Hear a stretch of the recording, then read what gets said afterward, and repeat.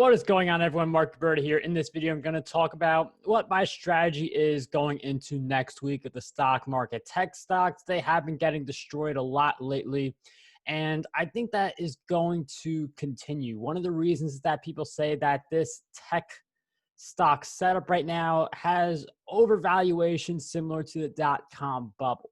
Now, the dot-com bubble featured a lot of sketchy companies, and the companies that are overvalued in this market, not all of them are necessarily sketchy. Like you look at an Apple and Amazon, pretty much FANG, and sure, those companies may have some overvalued sense to them, but they are solid companies. So when companies go overvalued, they definitely go down, but I don't see this being anything like the dot-com crash.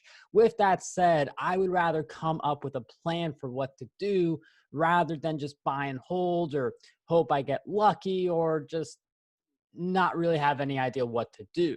So one of the things to completely avoid is panic selling, because a lot of people who engage in panic selling, they keep on holding for a little bit, hoping that their stock's going to rally back up. But then when they panic sell, it's usually way too late when people think about it. And this is when you get the idea of buying high and selling low. The investing mantra you absolutely do not want to take on, but it does happen with panic selling.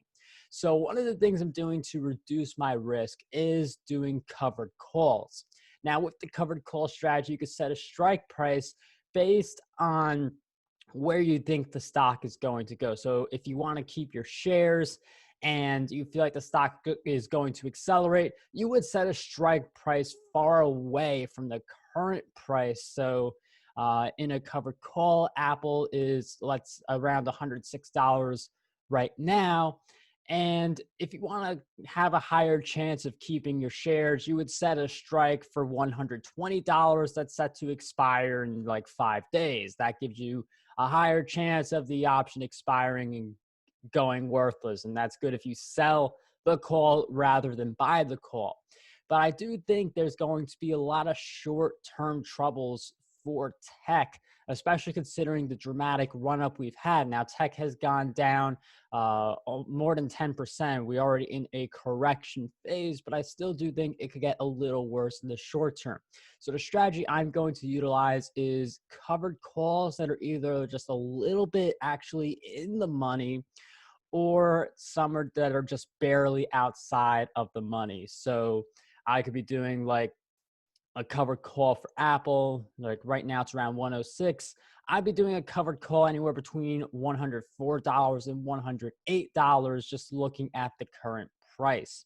So the thing that would help me a lot is if the market opens Monday on a green day, just for the starting point, so I could enter those covered calls maybe at something like a 106 strike if Apple decides to go up in the morning. And then that would give me a higher premium, but also allow me to sell at a 106 instead of a 104. So looking at it that way, it's if the stock goes up, I do have to sell it at that lower price, but I do get the premium. If it goes down below the 104, below in the money option I set up, then I get to keep those shares. The logic of doing it this way is that if I end up having to sell the shares, I do believe Apple's going to eventually be at 100, like dip under 100 even.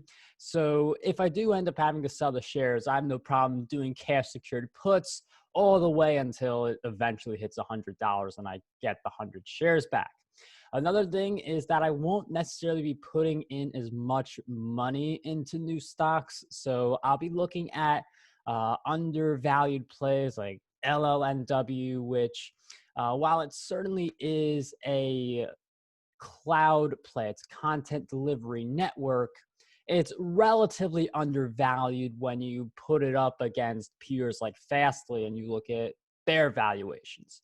So I'm looking for those smaller companies that aren't going to get hit as badly because people don't know as much about them, and there is this bigger growth opportunity just due to lower valuations than some of the other companies. Any cash I have sitting around, that's going to go into cash secured puts. I would like to eventually buy 100 shares of Pinterest at $35 per share. And if on Monday, the market happens to be deep in the red, or Pinterest in particular happens to be deep in the red, I could do something also like buy 100 shares at $34 a share and sell that cash secured put and make the extra premium. So covered calls and cash secured puts are two great strategies regardless of the market, but based on where the market is at any moment in time, that is what determines where you set that strike price. The further away you set the strike price from the current price, the more out of the money it is, the more likely you are to just have the premium and nothing else happens to you. If you set a strike price in the money, you're more likely to sell the shares in the case of a covered call, or you're more likely to get the shares in the case of a cash secured put. So in this case, I have no problem selling shares if the price is right. And I'll look at the different covered call options on Monday, likely set one barely in the money or barely out of the money, and see where that goes.